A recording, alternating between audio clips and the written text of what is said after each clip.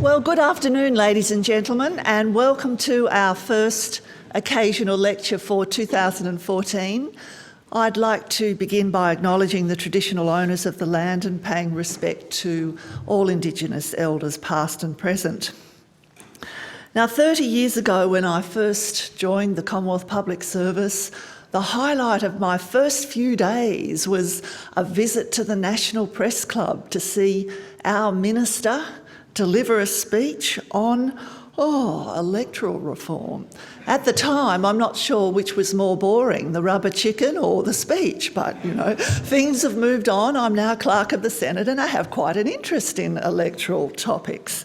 And I'm very pleased today to be able to welcome Antony Green, very well-known electoral analyst, Mr. Elections, in fact, to most of us here in the audience. He has a wealth of knowledge about electoral matters and has been covering elections for a great many years for the ABC. And he's going to begin with that set of reforms in 1984, which introduced ticket voting, among other things, for the Senate, and also things like the recognition of party names on the ballot paper, and to see where those reforms have actually led us today. And I hope you might have some suggestions about what we do. So please join me in giving a very warm welcome to Antony Green.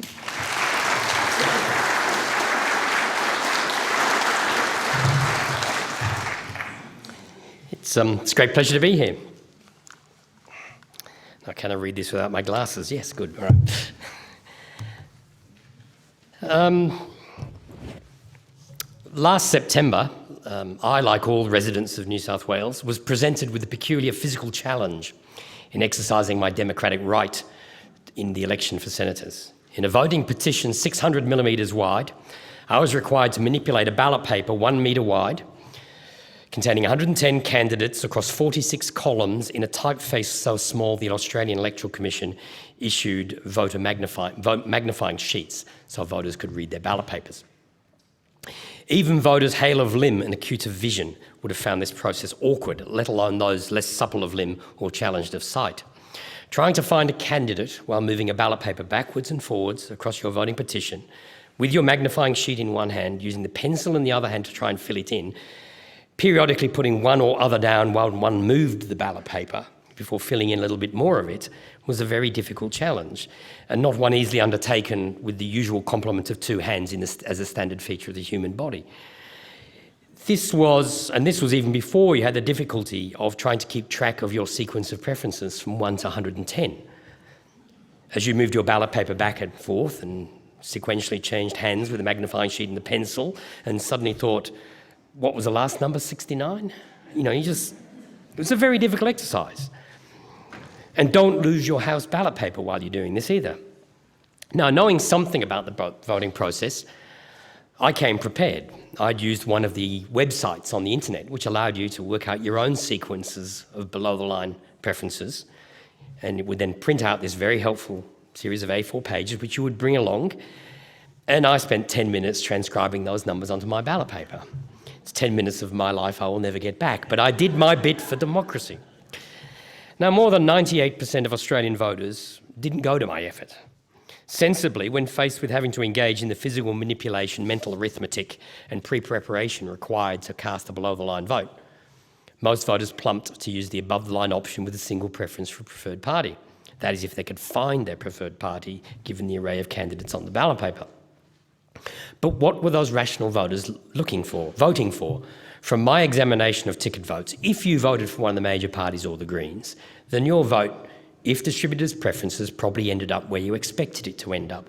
Most of the major parties and the Greens tended to have perfectly logical sequences of preferences. But support for the minor parties at the last election reached a record 32.2%. And if you exclude the Greens from that group, it's 23.5%. So nearly 1 in 5 Australians voted for a minor or micro party on the ballot paper, and very few people who did that would have bothered to look up what those preference tickets were. But even then, even a well-informed voter who inspected all the tickets would be lucky to have worked out the implication of any of those preference tickets. You would need a huge number of assumptions about the order that candidates and parties were going to finish on the ballot paper so that you knew the order of exclusion to then work out how the preference tickets applied and therefore where those preference tickets ended up.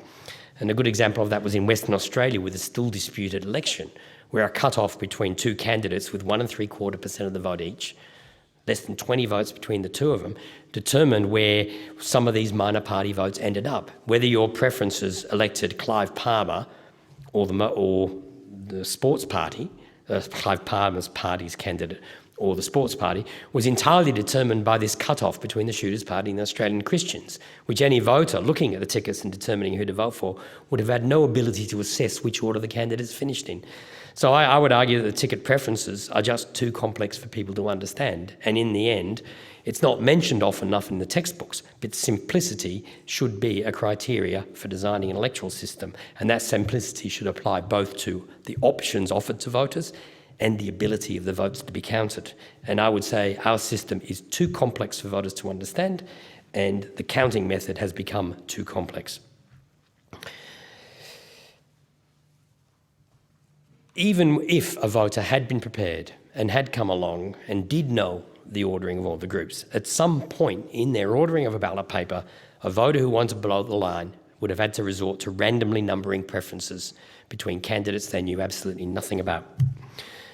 All this is assuming they could find the candidate they wanted to vote for on this ballot paper. As we've seen with the confusion between the Liberal Democrats and the Liberals and Nationals in New South Wales, on a gigantic ballot paper, it is always possible, it is always easy to make a mistake and to not find the candidate you were looking for. My question is this about the last Australian Senate election. Australia is a nation that introduced the secret ballot to the world, that led the world in broadening the franchise to first adult males and then to all females as well. How has a nation with this democratic tradition managed to produce a Senate election that is incomprehensible to all but the most psephologically skilled? To conduct a Senate election whose result will be determined by Byzantine deals between unknown backroom operators is bad enough, but to give voters only two options in voting, to accept the deals or to be forced to number 110 preferences, is an abuse of the power granted to the Commonwealth to determine the forms of voting for both houses of Parliament. An election is a process by which the will of the electorate is translated into representation in a chamber of Parliament. In the case of the current Senate system, the will of the people can be interfered with by the strict control of preferences granted to political parties by group ticket or above-the-line voting systems. How did we get to this impasse, and what are its solutions? The textbooks rightly point, I'll go back momentarily to the original formation design of the Senate. The textbooks rightly point out to the debate in the constitutional conventions over the structure of the Senate was critical to federation. Equal representation for the states in a chamber effectively equally empowered to the House was critical to federation, and even if it was in conflict with the concept of responsible government, the concept of responsible government in the lower house, a principle to which those who drew up the Constitution were also committed. As it turned out from the very first election in 1901, the Senate as the State's House has always been something of a straw man argument, though it's the one that's still passionately defended to this day. It is the Senate's other role as a House of Review that has proved to be more important, but one that was not truly realised until after the introduction of proportional representation in 1949. But as I always have to remind people, the Constitution is largely silent on the matter of electoral systems. The changed role of the Senate since 1949 came about from the change in the electoral system, not because of the powers of the Constitution. It is why there should be a serious debate about the Senate's electoral system, because in the light of the 2013 election, the best way to bring the Senate into disrepute is to continue with an electoral system which has come into disrepute. The debate over the Senate representation and the creation of the double dissolution deadlock provision in section 57 too often overlooks the Constitutional Convention and its role in creating the world's first popularly elected national upper house based on a franchise the same as the lower house. It's something we completely overlook, that the Senate was a popularly elected chamber at a time when there were upper house, when they were very rare around the world. The models available to the drafters were the appointed New South Wales and Queensland upper houses, the restricted franchise upper houses in other colonies, the appointed Canadian Senate, and the US Senate, which at the time was still not yet properly elected. Some of the states still appointed the delegates. Guess what I forgot to do before I came? Go away. By the way, turn off your phone.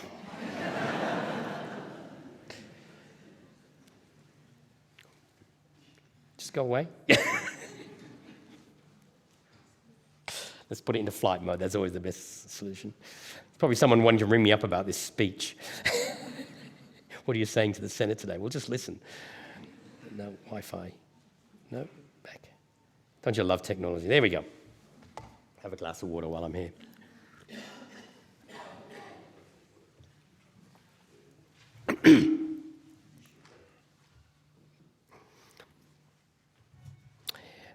Instead, the Constitutional Convention crafted Section 8 of the Constitutional Convention crafted Section 8 of the Constitution that stated that the Senate's franchise would be the same as the House. Quite a radical departure from Australian practice at the time. Perhaps knowledge that the Commonwealth would not have responsibility for land laws was one of the reasons that the Conservatives of the day chose not to block a broader franchise for the Senate, which they were doing at the time for legislative councils. More often quoted in relation to the Senate's electoral system is the first part of Section 7, which states that the Senate shall be composed of senators for each state, directly chosen by the people of the state, voting until the Parliament otherwise provides as one electorate. According to Quick and Garron's annotated Constitution of Australia, the original version of this section from the 1891 Constitutional Conventions did not include popular election. The equivalent section in the 1891 draft stated that senators would be directly chosen by the Houses of Parliament of the several states. There was a motion to follow the United States model of allowing the states to choose their own method, but the view was of the 1891 Convention that the method should be uniform. It was the 1897 Convention that modified that, removed the words Houses of Parliament and put the words people there. The debate then continued about the best method to elect the Senate, whether the state should be subdivided or elected as a whole. And in the 1897 conventions, the words until the Parliament otherwise provided was inserted. So the first election was going to be, except for in Queensland by a later amendment, the first election was going to be as a whole, but then the Parliament would sort it out from that point on. The convention left the new Parliament to decide the electoral system, but incidentally, it's left a loophole there to this day, which means that if the Parliament so chose, it could abolish proportional representation and introduce individual electorates for the Senate. As John Ure and others have pointed out, the debate on the Commonwealth's first Electoral Act in 1902 looked at proportional representation, but at the time chose not to go down that path. Although it was clearly a consideration which was coming from the 1890s. It was part of the debate over electoral systems at the time, but the Parliament stepped away from it in 1902. What the Parliament instead adopted was block voting, where in each state, with 3 senators to be elected, a voter was given 3 votes, and you just crossed the boxes next to the 3 senators you voted for. Of course, we had first past the voting in the House in those days. You used a simple 1. How the Senate's electoral system has evolved since then has been driven by 2 interactions. One has been with changes to the House's electoral system, but the second has been by inducing and at times copying experiments with electoral systems that have occurred at the state level. It's often overlooked in our national literature, but much of the experimentation with electoral systems in Australia has occurred at state level, and it's at Commonwealth level that it later on gains more attention. The key interaction with the House elections was the introduction of preferential voting in 1919. If voters were required to number their House ballot papers, then some change needed to be made to the Senate's electoral system so that voters also numbered that ballot paper. Block voting was replaced by exhaustive preferential voting, where a voter needed to number 3 squares on the ballot paper. There may be a matter of detail there I've got wrong, but I'm pretty sure it was 3 at the time. And then the election was conducted as a single-member electorate. One person was elected, that person was then excluded, their preferences distributed, and an election conducted for a second member. And the second member was excluded, and the count would then continue to elect a third member. In essence, this was exactly the same as block voting. The electoral outcomes were almost exactly the same. In almost every state, one party would win all 3 seats, what became known as the windscreen wiper effect, that a small swing from one party to the other would swing all seats from one side of politics to the other. And until 1949, the Senate, for that reason, was a rather ineffectual chamber. Along with the what was more important in some senses, was the new form of ballot paper that was adopted. That up until then, the ballot paper was a vertical ballot paper with candidates listed in alphabetical order. With the introduction of preferential voting and the change to exhaustive preferential voting in the Senate, the candidates were grouped together on the ballot paper. So it was easier to find the 3 Labor candidates or the 3 Nationalist candidates that were grouped together on the ballot paper. This change was to have a major effect on how proportional representation changed in Australia in future years. Further changes followed in the 1930s when they introduced full preferential voting for the Senate to avoid people confusing the two ballot papers. And then there was a change introduced in 1937 because of an interesting electoral route by the New South Wales Labor Party. At the 1937 election, there were 4 senators up for election in New South Wales, and the Labor Party nominated 4 candidates whose names started with A. In those days, the ballot paper was structured so that there would be a formula applied to the first letters of the names of the candidates, and then they'd all work out an ordering across the ballot paper. And by picking 4 candidates whose names started with A, the Labor Party got the left-hand column. This was viewed as a bad thing. In 1940, they introduced a change to have a draw for lot for what position on the ballot paper to get rid of the 4 A's. But there was also another significant change introduced, which had consequences later, was that parties, instead of having their candidates listed in alphabetical order, were permitted to list them in the order they wished to have them listed on the ballot paper. That had an impact when proportional representation was introduced later. At the time, it had no impact because whatever order your 3 candidates were listed, if the vote was for your party, you'd get all 3 seats, so it didn't matter the order. But that change was introduced in 1940 and had consequences later. I'll come back to proportional representation because I'm now going to move on to talk about how the states led the field in this area. The system that we call proportional representation is known more correctly in the international political science literature as proportional representation by single transferable vote. It is only one form of proportional representation and by far the least common. In most other countries, it's used in Australia quite widely. It's used in wildly as well sometimes. It's also used in Ireland, it's used in Malta, it's used for Scottish local government, and there's some other smaller implementations around the world. It was used in Estonia at one stage, as people always remind me. Now, rather than achieving proportionality based on first preferences, as most other forms of PR do, PRSTV uses preferences of excluded candidates and the surplus votes of candidates with more than a quota to determine the final elected members. It's a much more complex method of counting, but it gives voters a lot more say over candidates. Its original proponent in the English-speaking world, there was a Dane who proposed something very similar, whose name I remember, and is now always registered in the literature. But when I was learning this, it was all about Thomas Hare, who was an English advocate of voting reform. He proposed this form of proportional representation by single transferable vote. But in his original literature, he was talking more about wasted votes, minimising the number of wasted votes. That if you elect single-member electorates, you can waste up to half the votes in people for candidates who don't get elected. His proposal was to mean that there were fewer wasted votes, that more people would be elected on the votes that people cast. It was also in a time when there were still multi-member block votes used as electorates. So clearly there was something there which people viewed as a bad system which needed to be replaced by a better alternative, and Hare came up with his system. However, it is a very personal form of voting as originally proposed by Hare and is still used in places like Ireland. The way we use PR is PRSTV on steroids in some cases. It's quite a different system. While everyone will tell you there's a huge difference between the Senate system and Hare-Clark as used in Tasmania and the ACT, they are fundamentally the same system to the rest of the world. They are based on preferences. They are based on a complex counting system.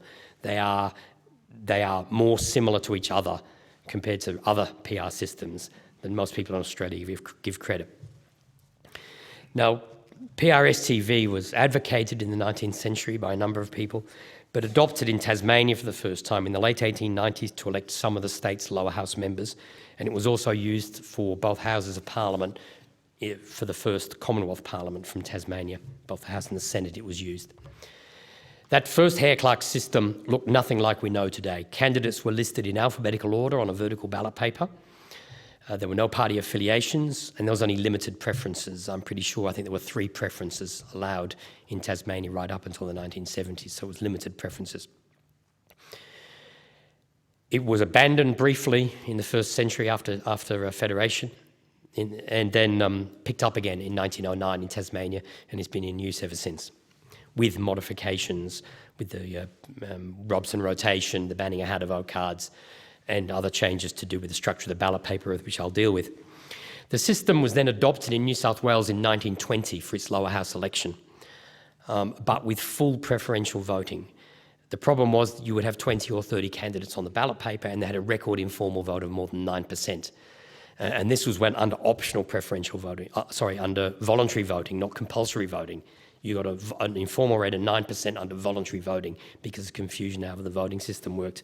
So sensibly, New South Wales moved to optional or limited preferential voting in 1922 and 1929, where you only need to give as many preferences as there were, 1922 and 1925, and then New South Wales went back to single-member electorates in 1927. Tasmania then made the next major change to the Hare-Clark system by adopting the Senate's horizontal ballot paper and grouping candidates by party. That was first used in the 1941 election. It retained limited preferences. It retained the alphabetic listing of candidates within groups, but they made the shift to using Hare-Clark with a horizontal ballot paper with clear identification that the candidates were affiliated with each other. The decision to adopt PRSTV for the Senate in 1949 flowed from the decision to expand the size of the Parliament at that election. What was the point of increasing the size of the Senate from 36 to 60 members if you used the existing electoral system and all you ended up with was 60 members from the same political party rather than 36? Clearly, there was a logical case, a principled case for proportional representation. There was also a self-interest case that the Labor Party was facing defeat in 1949, and by introducing proportional representation, they would retain the 15 of the 18 members elected in 1946 for the first term of the Menzies government. So clearly there was a significant degree of self-interest involved in why the Labor Party proposed proportional representation in 1949. But as I always say in politics, the best argument in favour of principle is self-interest, and is why it's so often used. The Senate's implementation retained several of the features from the old system, that the ballot paper was horizontal, the candidates were listed in groups, and that the candidates were listed in the order that the parties nominated, not in alphabetical order. That had a significant impact because most people tended to vote down the party ticket at Senate elections, that it therefore allowed the party to determine the order that the candidates were elected. And apart from a very tiny number of cases, and I think all of them from Tasmania, senators have always been elected in the order that they're listed on the ballot paper. And that is the significance that flows through from that 1940 change and then the adoption of proportional representation. However, the Senate's implementation also included full preferential voting. That was acceptable in the 1950s when you may only have 9 or 10, 15, at most 20 candidates on the ballot paper. Voters were able to deal with this, and they were able to follow the how-to-vote card, and plus both ballot papers used the same voting system. But in 1974, there was a deliberate attempt to stack the Senate ballot paper in New South Wales at that year's double dissolution, with 73 candidates nominated. The informal vote, unsurprisingly, shot well above 10%. And as you would expect, there were significant delays at polling places and then significant delays in counting these ballot papers. The first reaction to that 1974 ballot paper was in South Australia, which at the time was trying to introduce popular election for the Legislative Council. And in 1975, they introduced a form of list proportional representation. Incidentally, a preferential system. It was a system of list proportional representation where you voted for parties rather than candidates. There was a threshold, so if a party didn't get more than half of a quota, it was excluded, and preferences were allowed so that if a party was excluded, its second preference could count to a candidate that remained in the count. However, the counting was very simple. Once the candidates were excluded, those simple preferences distributed, the votes of all the remaining parties were tallied, the number of seats were allocated by a simple formula, and then the members allocated based on the party list. It was a very simple system. That was reaction to the full preferential. The next reaction was in New South Wales when the Legislative Council elections were first introduced in 1978. As in South Australia, they toyed with the South Australian system, but they were concerned about informal voting. And so they adopted limited preferential voting. You only needed to indicate 10 preferences on the ballot paper, or 15 as it became after 1991, and parties only tended to stand that many candidates. So it became basically a much simpler system, and the informal voting was not a problem. These state experiments influenced the next major change, which came in the 1984 Electoral Reform Bill. The two crucial reforms in that bill, which today are under question, and I think have reached the end of their useful life, are the original changes which allowed the registration of political parties and the inclusion of party names on the ballot papers, and the introduction of group ticket voting for the Senate, as we know today with the above-the-line voting option. At the time, ticket voting was seen as merely a method of formalising what already existed in how-to-vote cards. Parties were influencing their distributions of preferences by distributing how-to-vote cards. It was viewed as little more than formalising that procedure and cutting the informal vote. At the time, optional preferential voting was an anathema to the coalition and the Australian Democrats who would have opposed its introduction. So ticket voting was seen as the solution to informal voting and was not seen as being a radical departure. Of course, there was self-interest arguments. The parties got more control over the tickets. But I mean, at the time, it was raising their control from 80 or 85% to 95%. So it wasn't initially seen as particularly critical. Ticket voting certainly met its intention of cutting the informal vote from more than 10% to regularly now only 3 or 4%. It's actually nowadays, the informal vote is lower in the Senate than it is in the House, because in fact the Senate ballot paper introduced a new form of informal voting in the lower house of people thinking you could use only a one vote to cast a valid vote, and that's been a continuing problem since.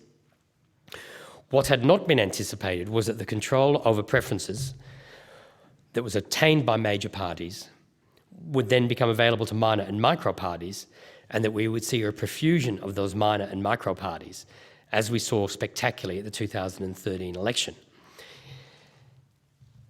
So how did ticket voting unravel?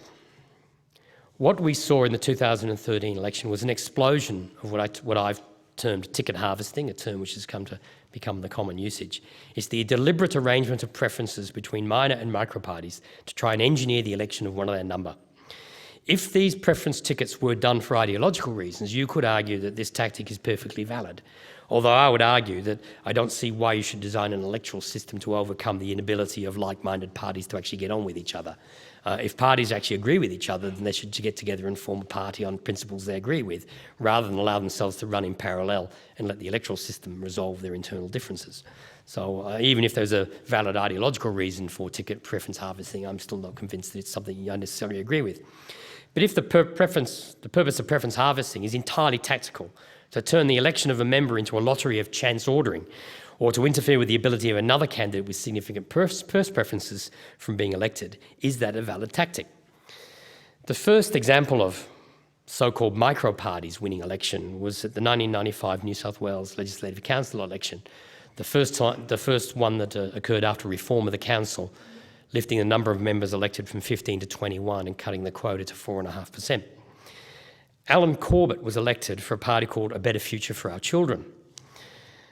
I would stress that his election was a more innocent form of preference ticketing than the organised version we see today, as several other parties simply liked Corbett and liked his party.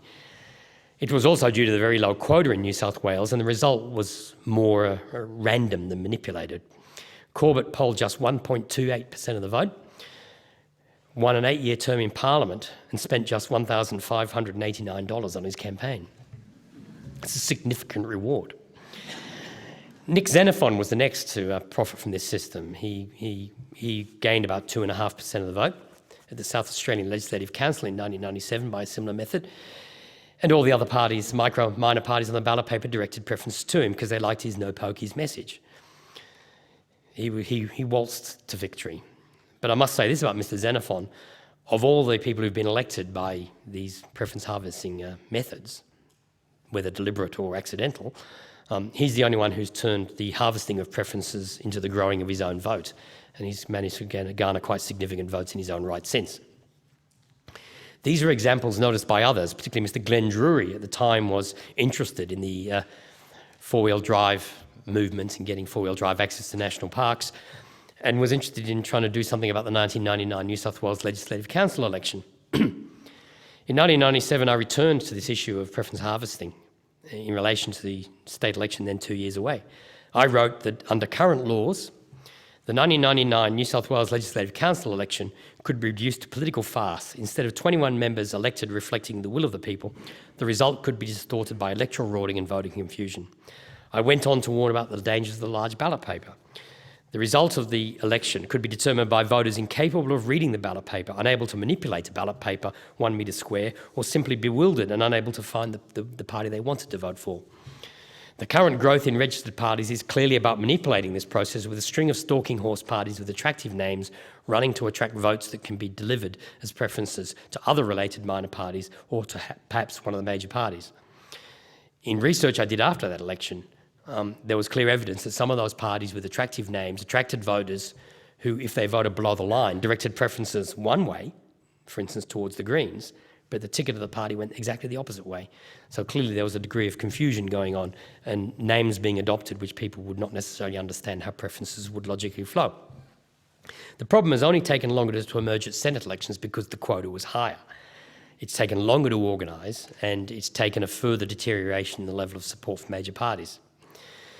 And how remarkable that is interesting to consider when you look at the issue of the election of Mr Wayne Dropulic to the Sports Party in Western Australia.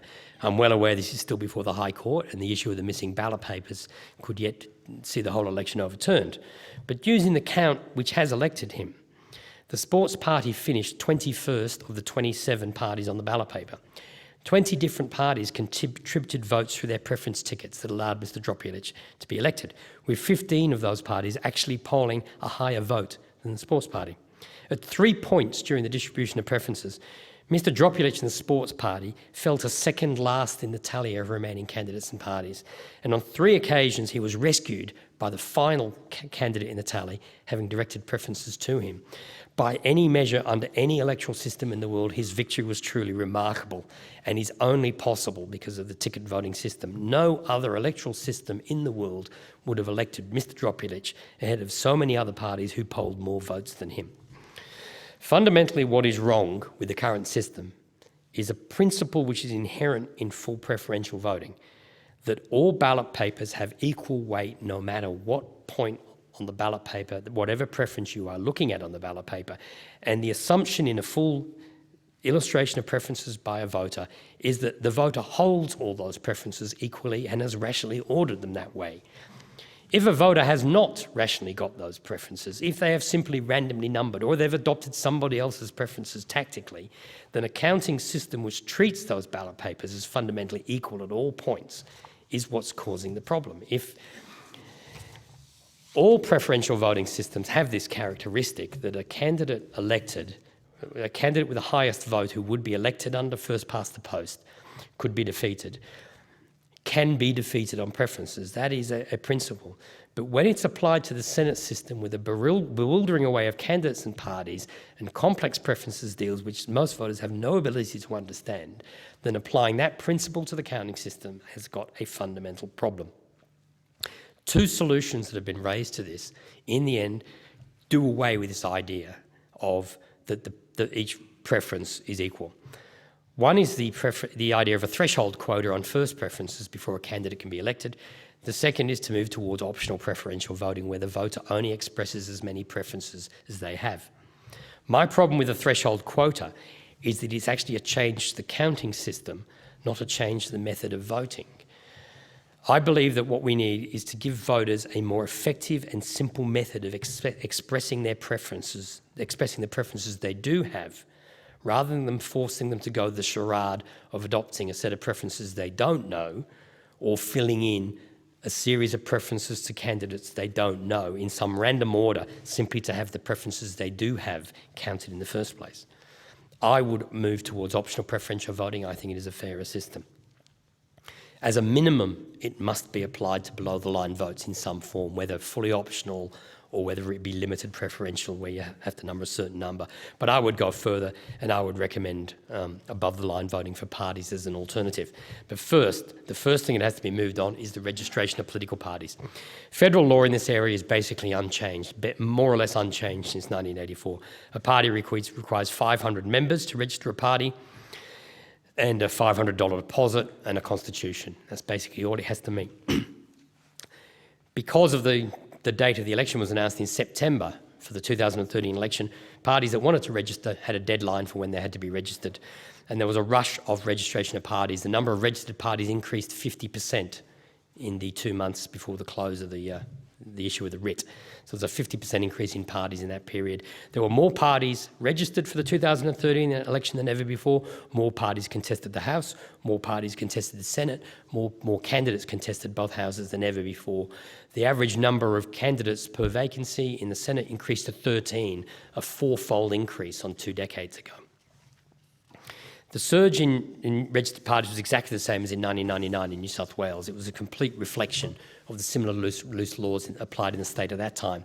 What has occurred since then is that the states have tended to tighten their regulations. Most of the states require 500 members in their state, where the Commonwealth requires 500 in the country. Most of the states require much stronger proof of application to join and acceptance of membership of party. That's not applying at the federal level. The Commonwealth should at least increase the number of registered parties, perhaps to 2,000, and they should require greater proof of membership. They may also consider a cut-off date before an election. As New South Wales, you must be registered to run a New South Wales election 12 months ahead of time. I also think that we should reintroduce nominations for candidates running for the Senate. With registered parties, candidates no longer needed to have nominators. Parties could nominate candidates centrally. And part of the flooding of the Senate ballot paper was done by if you look at the Tasmanian ballot paper, large numbers of those candidates on that ballot paper for micro-parties did not live in Tasmania. The Liberal Democrat candidate, Clinton Mead, 1 week after the federal election, was elected Mayor of Campbelltown in Sydney, even though he was still in the running to represent Tasmania in the Senate. Robbie Swan from the Sex Party has long lived in Canberra. Neither of them had any particular connection to Tasmania, but they were nominated in Tasmania by the central process. That perhaps some form of nominators should be reintroduced for the Senate, so that states have to therefore have some sort of on-the-ground presence in each state.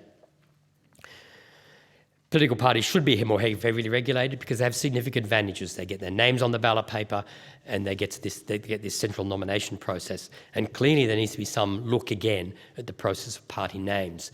The courts may have ruled that a rational person can determine the difference between the Liberal Democrats and the Liberals and National Party, but it's absolutely evident from the results of the New South Wales Senate that voters, when presented with 110 candidates and trying to find the party they were looking for, were having difficulty determining the difference between those two parties on the ballot paper. So what would I propose? Well, I propose to keep above-the-line voting on the ballot paper to allow people to vote for parties, but I would recommend getting rid of the party tickets. Parties should lose control over their preferences, as occurs in New South Wales. People can vote 1 for the Labor Party and 2 for the Greens, or 1 for the Greens and 2 for the Liberals, do whatever they like above the line.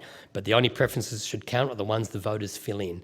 That's the same as it works in the House. Some degree of optionality has to be allowed because there are just too many boxes to fill in on the Senate and people don't know who all these people are. And as I said, people should only have to give the preferences they know.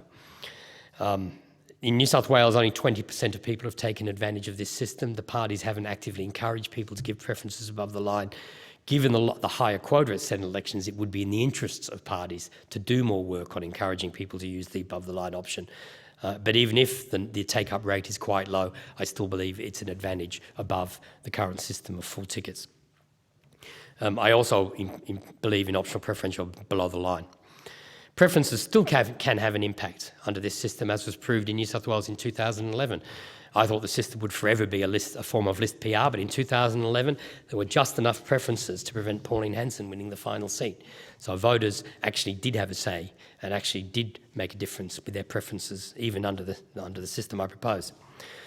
I think nomination and deposit laws need to be looked at again. I would rather see the weight go on the nomination issue rather than deposit laws.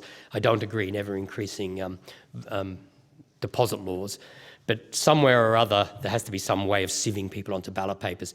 If the consequence of allowing free access to the ballot paper is a ballot paper which confuses voters, then you've got something wrong. Elections and ballot papers are about electing representatives to Parliament. If you want to conduct a protest or you want to get involved in some other game which involves getting your name on the ballot paper, then there is a cost, as far as I'm concerned. And if you want to meet that cost and have your say, then do so. But I'm always loath to use deposit laws in that way. I think there are other laws to the registration of parties and increasing the method of nominations, which would have a bigger effect. Optional preferential voting does require consequences in terms of changing the formulas to do with how preferences are distributed from candidates with more than a quota. It's a bit complex to go into here, but you would, in my view, want to give greater weight to voters who've filled in preferences rather than have them wasted where votes with no preferences get drifted on as part of the distribution of preferences. That's a technical matter, but is a consequence of the principle of adopting some form of optional preferential voting. In conclusion, my aim is to put the power over electing senators back into the hands of the voters.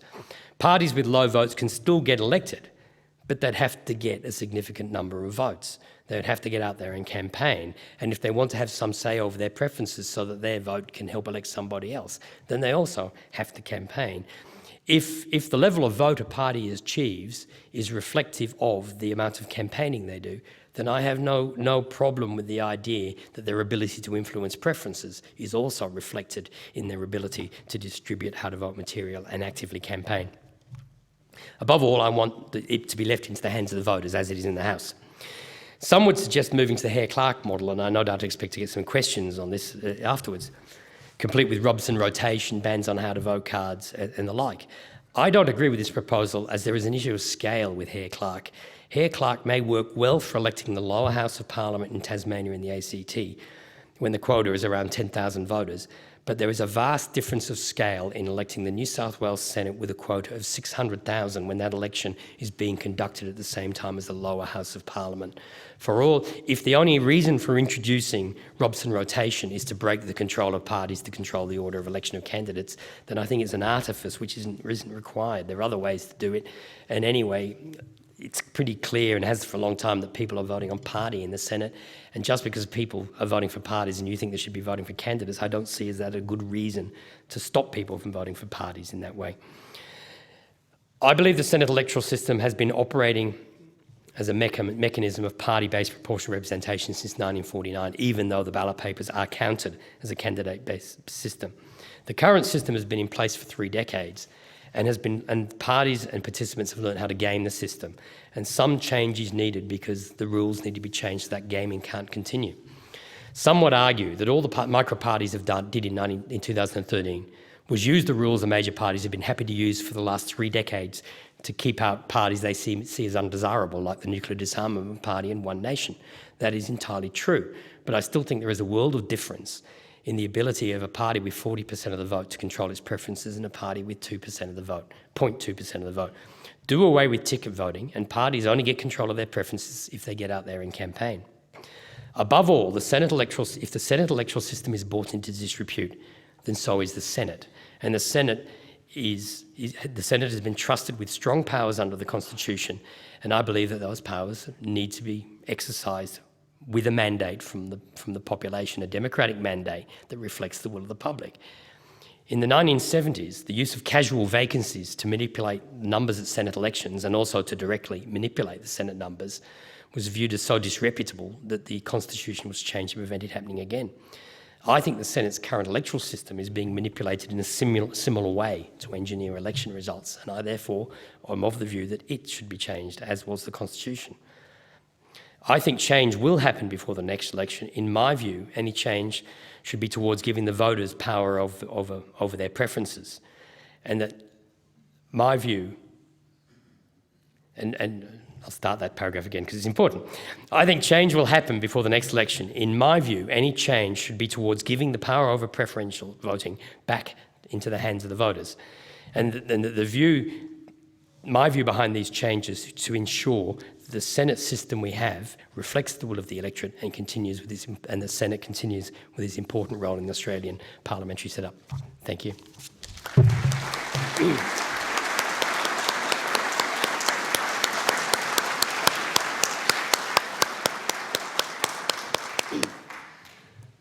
Thank you, Anthony. That was a fabulous explanation.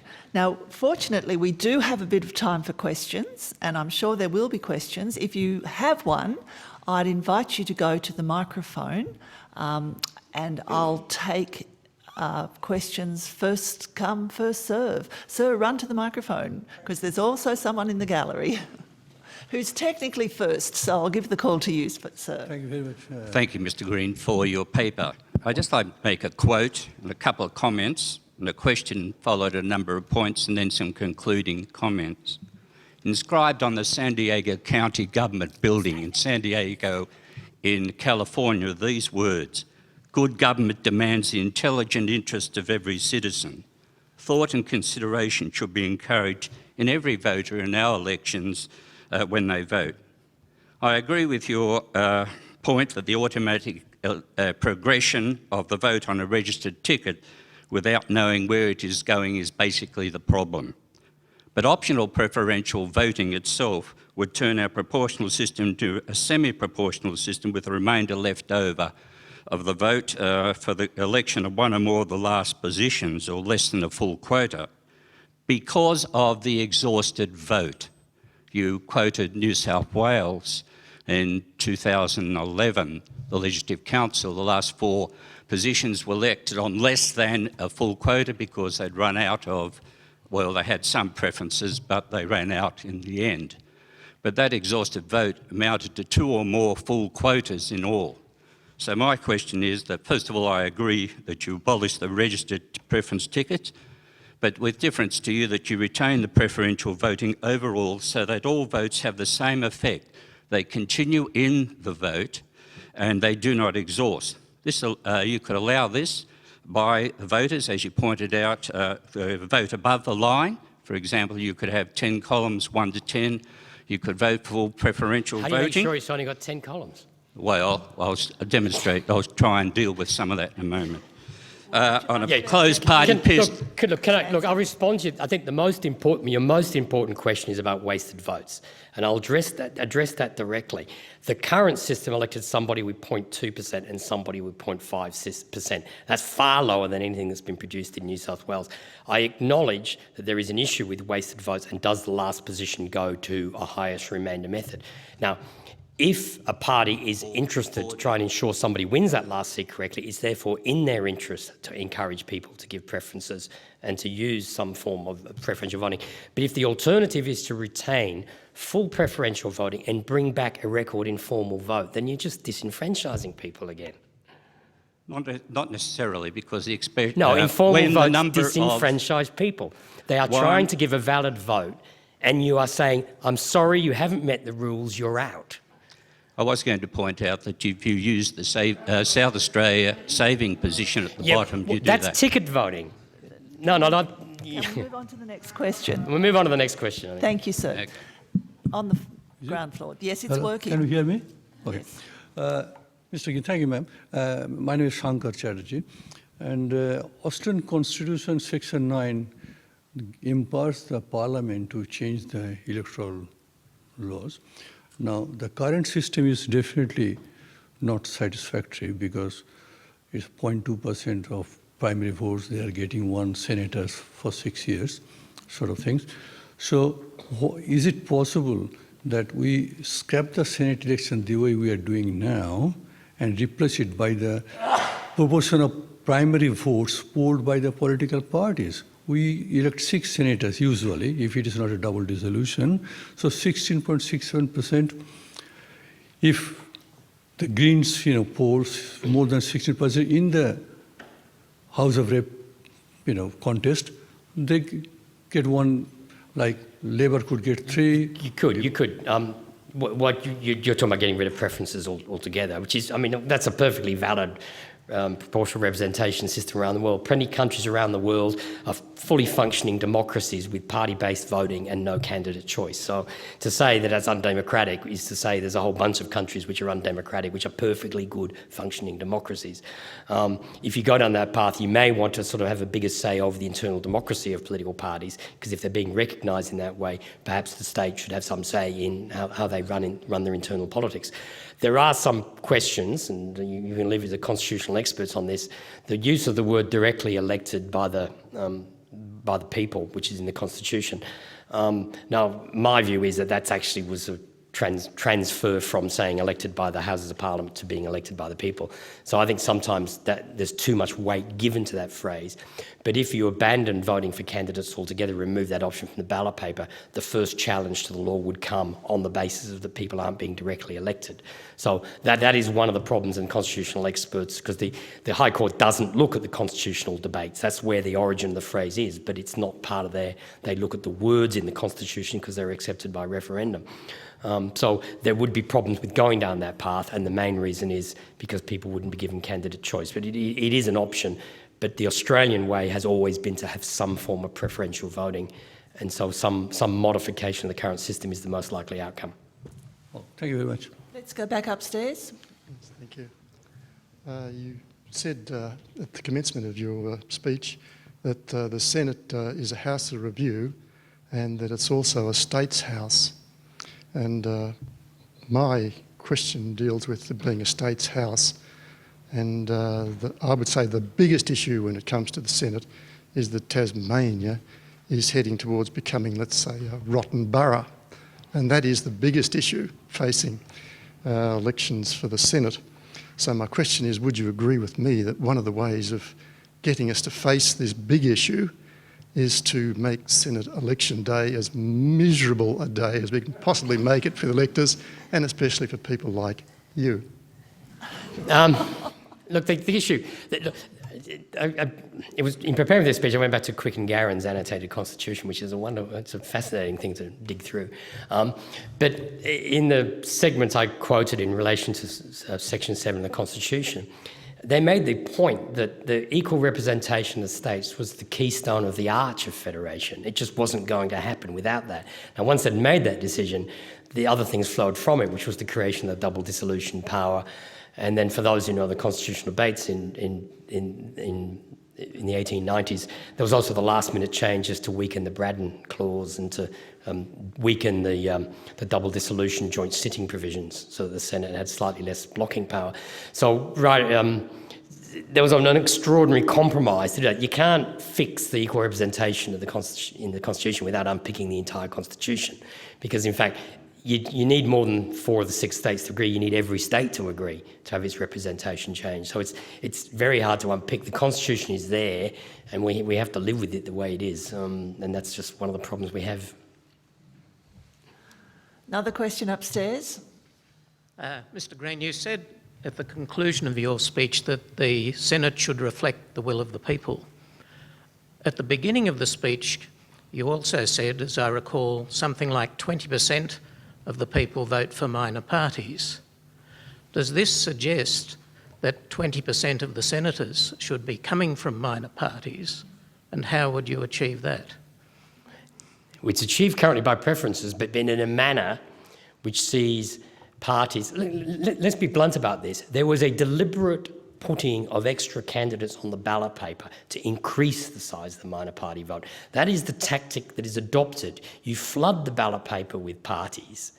People can't find the candidates they're looking for and end up voting for somebody else. And once you've voted for the ticket above the line, it's captured, it's in the pool, off it goes. That's what's wrong with the current system. So every time you see, we saw this in New South Wales in 1999 when there were 264 candidates on the ballot paper. It was a deliberate attempt to increase that pool and then capture the votes with tickets. The next election, with a smaller ballot paper, did that vote all go to the minor parties that still existed? No, it just went back to major parties. It went to the established parties, the ones that were around. If you want to represent those parties, the 20%, look, that's a perfectly valid thing. But why are you adopting a system like Mr. Dropulic? Why did he win that seat rather than the 15 parties that got more votes than him? That's what's wrong with the system as it is working with ticket voting, is this extraordinary randomness and preordained nature of it created by the tickets. If the whole issue in Western Australia about those last 2 seats determined by this strange choke point in the count would not happen if voters gave their own preferences, because there is no way a count between 2 candidates with 1 3/4% could have that much impact on the eventual outcome of the election. So that's, if we'd moved down the path of, as someone was talking about wasted votes, you would still get minor parties elected. Because if a party got 8 to 9% of the vote and there was a high exhausted vote, they could still get elected. But I'd rather see, from a pool of 20% of the vote for a minor party, I'd rather see the party with more vote get elected than the one at the bottom of the pile who's managed to arrange a lot of preference deals. Let's come back downstairs and then I'll go back upstairs. Hi, Tony. I'm wondering if you had looked at a system that I believe is called Border. I believe it's used in Nauru and some other places. And in that system... Can I cut you short? Yeah, go on. How the hell do you count them? I mean, there's 4 million ballot papers. You're going to have to enter them all into a computer system, every one of them. It's just not practical. It's not practical for other than very, very tiny options. Okay, you understand the system I'm talking about? Yeah, you have to actually allocate what number they put on the ballot. You can't count them by hand. You have to computerize. And you see, currently, one of the problems with any reform that has to be considered, currently we data enter 5% of ballot papers, and then it's a very long, complex count. Under a border count, you have to enter every ballot paper. You wouldn't have a hope of counting them by hand. So that's what the problem is. So. Upstairs. Thanks, Anthony, for a most eloquent speech. Oh, plus, if Nauru's your example. I agree very much that reforms are needed so that, as you suggest, to allow electors' true preferences to be implemented. What about electronic voting as another way of allowing true preferences to be represented? We do it in the ACT, and it would be great to have an option in the federal elections as well for electronic voting. Oh, it will come. One of the responses people had to me when I was complaining about the size of the ballot papers is, why don't we have electronic voting? And my response was, you get the same problem. People pay more attention to the top of the screen than the bottom of the screen. And you sort of, if you have got a gigantic ballot paper, then the actual size of the ballot paper starts to interfere and can interfere in the Senate. But then you also get, you can say, well, randomise the candidates. Well, you've got this constant problem of trying to get around the fact you've got so many candidates that the voters you're interfering with voters' expression of will just simply by the number of candidates that are there. So someone was quoting the San Diego courthouse. Of course, remember the American solution to a lot of these problems has always been to have primaries. You've got to get through a process to get on the ballot paper in the first place. Now, they've gone down that path more than any other country in the world, but essentially we have a similar, slightly weaker version with nomination deposits and requiring the number of nominators. So electronic voting will come. It will start with things like pre-poll voting. I covered the Griffith by-election on Saturday night. They took nearly 7,000 votes at the pre-poll voting centre. That's very difficult for them to count on the night. That's a lot of ballot papers. So that just sheerly the difficulty of counting those ballot papers and dealing with the paperwork will encourage electronic voting, starting with pre-poll votes and postal votes. It will come, but it's a mechanism. It's not a solution to democracy. Yeah. Madam. Thank you, Tony, for a wonderful seminar. It's been fabulous. I wonder if in your deliberations with regard to reform that you've thought about or intend putting forward a recommendation with regard to the lack of representation of ACT voters in the Senate. As you would be aware, we have something like 350,000 people. Tasmania has something like 500 and something. And yet they have, 12 senators, and I think we have 2. Good luck. One of the difficulties that applies there is that if you increase the number of ACT senators, you may well influence the balance of power in the Senate. And so any attempt to change that is going to cause a great deal of sort of interest. I think a bigger issue might actually be representation in the House. And I think that the current formula actually makes it very difficult for the ACT to get a third seat. And I think it's got a population which probably justifies it. But the mechanism which has been copied from the Constitution actually makes it very difficult. And I think that should be addressed first and is more likely to be addressed. This, I think, will be our last question. How appropriate. I wanted to query your proposition that there'd be a need to a change for the counting rules if you had optional preferential voting, because at the moment it's possible to have exhausted votes, and therefore the rules cope quite adequately with that. It may be desirable to make some changes to the rules based on the greater possibility, but I would argue that it's not strictly speaking essential. The second question I'd like to raise is about Senate casual vacancies, because the elephant in the room here, when we talk about people not knowing who they're getting, is the number of people who are appointed by state parliaments. We have the case of Senator Carr, who's hit his wicket before the ball's even been bowled, and we have no idea what we're going to get next year. Is there anything that can be done about that? The second one, I mean, we can try and come up with another mechanism, but in the end, the Constitution provides a mechanism where the state parliament appoints somebody from the same party. And whatever we put in the Electoral Act, as Michael would well know, in relation to the Senate recounts after double dissolutions, what's in the Electoral Act can be ignored if the Constitution says something else. And that's the problem of filling the casual vacancies. On the question of dealing with the preferences, look, that is a consequence of it. Once you adopt optional preferential voting, there are things you can look at in terms of how preferences are distributed. The ACT in Tasmania use a very similar system in their Hare Clark system, but in the ACT they exclude exhausted preferences when somebody's elected and don't include them in the surplus. In Tasmania they do include them in the surplus. New South Wales excludes exhausted votes, so there's different ways of doing it. I think it's largely a matter of it may depend on how many exhausted preferences we're going to get, but I think it's something that needs to be considered if you go down the path of optional preferential voting. Well, I think we've just all spent a splendidly interesting and informative hour, and I'd like you to join me in thanking Antony Green for his wonderful presentation.